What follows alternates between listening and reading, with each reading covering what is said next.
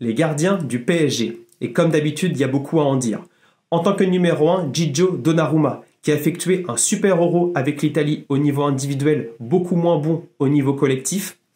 En tant que numéro 2, le transfuge de Krasnodar, Matvei Safonov, qui est le gardien numéro 1 russe, qui a un profil totalement différent de Donnarumma. J'ai fait une vidéo complète sur le sujet, beaucoup plus dans la gestion de la profondeur et beaucoup plus sur le jeu au pied sous pression.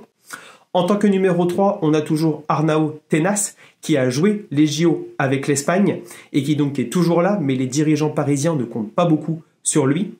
Et enfin, en tant que numéro 4, Lucas Lavallée, un jeune du club qui revient de près de Dunkerque.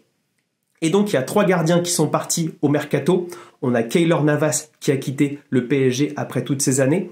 On a Sergio Rico qui n'a pas été renouvelé après sa grave blessure et qui revient en Espagne pour fonder une famille, peut-être à Séville. Et enfin, Alexandre Letellier, la mascotte du groupe parisien, qui n'a pas non plus été prolongé. Et donc, les objectifs du PSG, ils n'ont pas changé. Toujours de gagner la Ligue 1 et d'aller loin en Ligue des Champions. Et vis-à-vis de ces objectifs, je vais mettre une note de confiance de 3 sur 4. En effet, on a 2 top gardiens pour la Ligue 1.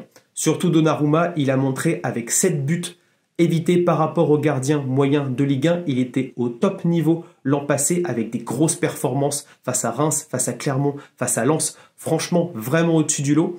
Et en face, Safonov qui a joué la Ligue des Champions avec Krasnodar et qui est le numéro 1 en Russie. Mais on ne sait pas trop un petit peu le niveau vu que les équipes russes ont été bannies de la Ligue des Champions et des compétitions européennes depuis 2 ans.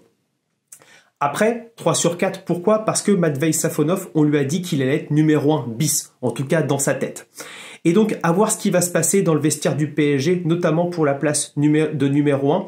On sait que Luis Enrique aime innover, peut-être un numéro 1 en championnat, un numéro 1 en Ligue des Champions. On va voir ce qui va se passer. Néanmoins, 3 sur 4 parce que je trouve que Donnarumma Safonov, c'est moins bon que Donnarumma Keylor Navas d'il y a 2 ans où il y avait une légende à côté de Donnarumma, un profil également différent mais qui pouvait un peu plus le concurrencer que Safonov qui n'a pas non plus une grosse expérience. Néanmoins, il a signé jusqu'en 2029, ça montre que les dirigeants parisiens comptent sur lui. Dites-moi ce que vous en pensez en commentaire, comme d'habitude ça va être super intéressant de suivre les gardiens du PSG.